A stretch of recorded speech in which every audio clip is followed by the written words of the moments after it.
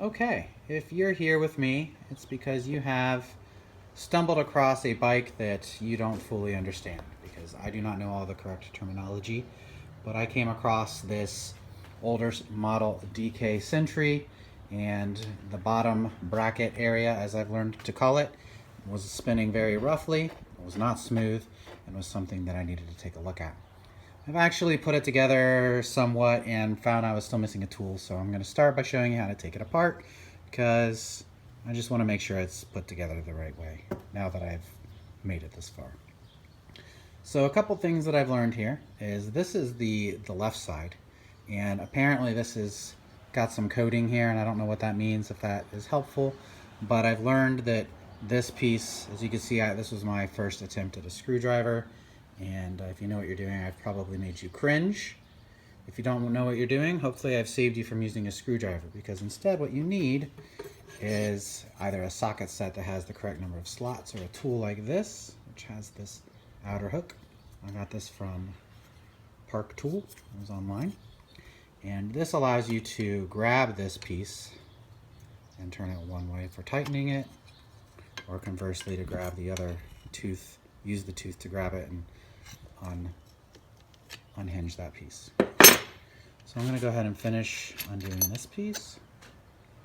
And that brings us to these internal side sprocket, or cup and cone pieces. I don't really know what is the cup and what is the cone, but that is apparently what these are commonly referred to as, not the spindle here, but the actual screw parts here that thread into this bottom bracket. So this one doesn't have an outer locking mechanism. That's because it's going to tighten as much as you need to push against the other side. And this side over here has this outer ring here, which you tighten it up into the point to where you can't twist it anymore. And this was where I learned, because I actually was trying to loosen it by going lefty-loosey, righty-tighty. And the cool thing about that is, as you can see here, I twisted off the locking mechanism of the mold piece, because on this side, which is the right side, where the crank is, it's actually right to loosen and left to tighten. So save yourself the mistake. Some of these codes might help.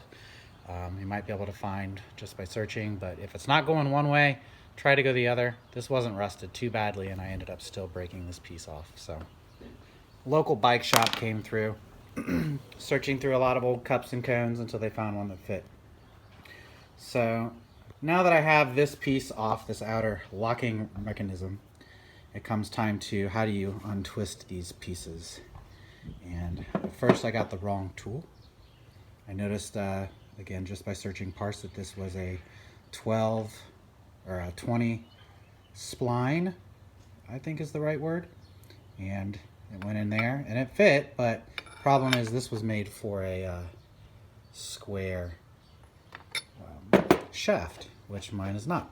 So I had to go and find a different one. This is a better locking mechanism, or this one fits but goes over the whole shaft here. And now I can just use a adjustable wrench to tighten or loosen this guy. So I'm going to go ahead and do that, and I'm going to set this down to go ahead and just get that done really quick. Okay.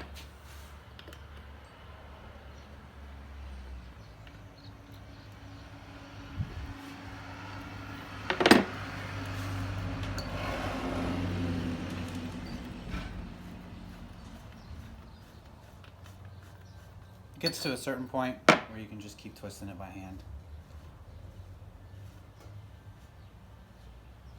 Now inside of here is the interesting pieces that I was very unfamiliar with. So inside this piece here, there's actually a spacer.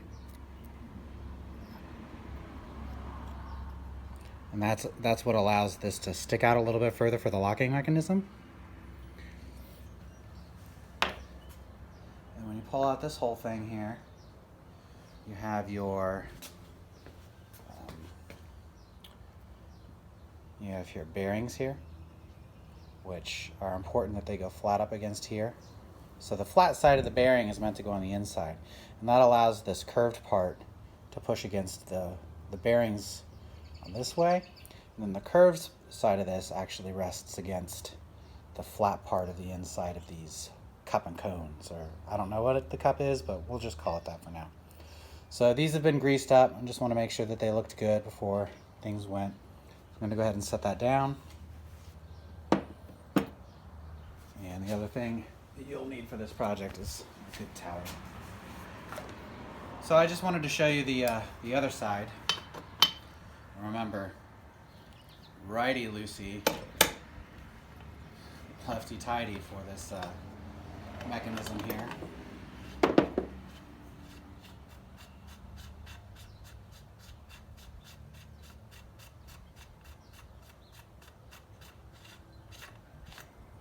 So this is the same piece as the other one, generally speaking. It's your cup and cone pieces. Here you have two.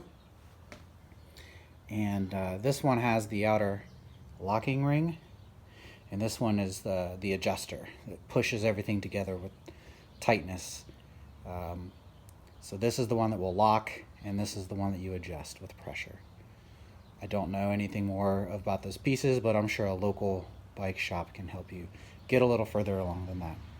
So that's how you have these things taken apart. You can clean the inside up, add your bike grease, and that's where we'll stop this video.